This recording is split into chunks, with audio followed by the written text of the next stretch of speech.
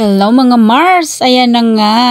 For today's video, ayan, itutur ko muna kayo sa Gran Via kung saan pinupuntahan ng mga turista guys. So, hindi ko nga alam nagfi-feeling vlogger ako. Sabay ganun. And then ito na nga guys, kukuha na ako ng tren para puntahan ng Gran Via.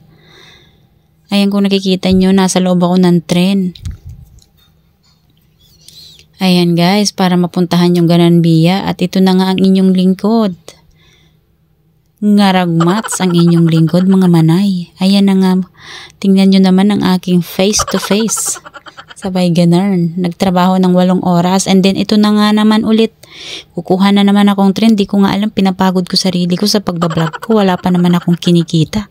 At wala pa naman masyadong nanonood sa akin, baka naman i-follow nyo ako at panoorin. Sabay ganan. At andito na nga ako sa Gran Via at lalabas na. Ito na nga mga manay. Lalabas na ang inyong lingkod. Ito yung tren na kagagawa lang at bago pa lang na gawa to, yung salida ng Gran Via. At ito ang makikita nyo guys pag lalabas kayo ng tren. Ayan guys, aakit na muna ako at para makita nyo ang ganda ng Gran Via. Ayan na nga manay, mga manay, manoy, ito ang labas ng Gran Via. Ayan, kung nakikita nyo yung mga building na malalaki. Ayan, guys, building pa lang, parang Espanya na. Pangmayaman ang building guys. Ayan guys, yung pagkakagawa parang halatang yayamanin. Building pa lang, maganda na. Sabay ganun. Dito sa Espanya guys, pwede na kayong mamasyal na puros lakad lang. Hindi nyo kailangan laging na may sasakyan. Sabay ganun. Kasi sila nga rin naglalakad. Ayan kung nakikita nyo, ang daming naglalakad guys. Dito sa Gran Via makikita nyo lahat ng gusto nyong makita. Sabay ganun. Maraming magaganda at mga gwapo dito guys pag pumunta kayo.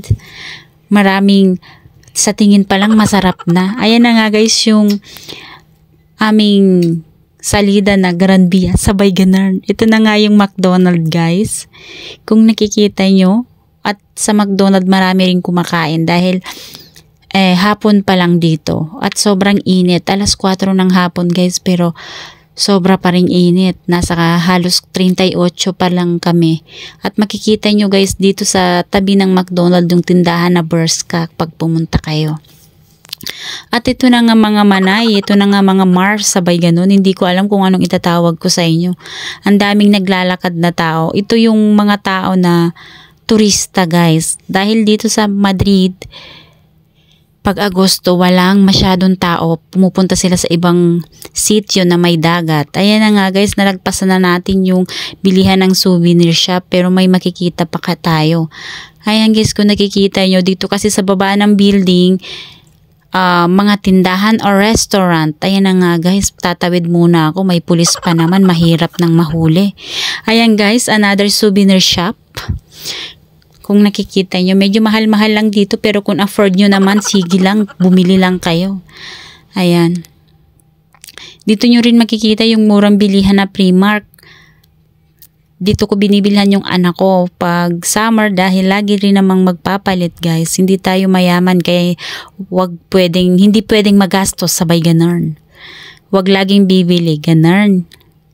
Ganun tayong mga OFW, tipid-tipid din pag may time. Ayan guys, kung nakikita nyo maraming tindahan, Sarah, Pull&Bear at CMA, sneakers.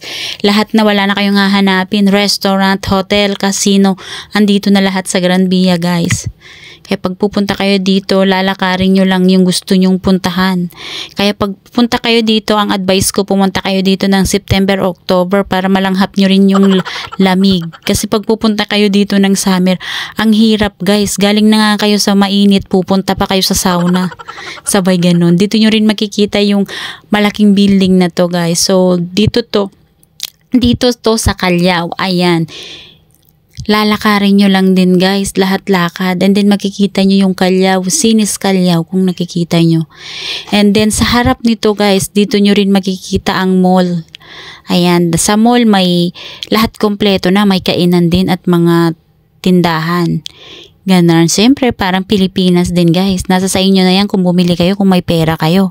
Pero kung wala kayong pera, sapat-sapat lang sa pag-tour nyo dito guys, di hayaan nyo na basta makakain, sapat na yun. Diba? Ganon naman tayo mga Pinoy, diba? Kung ayaw, minsan gusto natin puntahan yung lugar pero dahil sapat lang yung pera natin, kaya hindi tayo bibili ng madami. Pero kung marami naman kayong pera, sige lang, bumili lang kayo, sabay ganon. Diba guys? Pera nyo na yaman yan, hindi ko pera. Ayan na nga guys, pasukin natin tong baba ng El Corte Inglés, yung mall. Dito nyo makikita yung mga cellphone, mga gadget, TV, anything. Tapos mga maleta. Ayan guys, kung gusto nyo naman, pwede rin kayong magpahinga dito at umupo-upo at malamig, ganun. Then, kaya nga guys, lumabas na ako guys dahil wala naman akong perang pambili. Nakakaloka lang. Then, ito yung kalye na to. Dito mo makikita yung bocadillo. Yan, ice cream, ganun. Kasi ang mga puti, alam nyo na, hindi mahilig sa mga pagkain. Kaya, pwede na sa kanilang tinatinapay lang. Andito ako sa kalye Preciados na guys.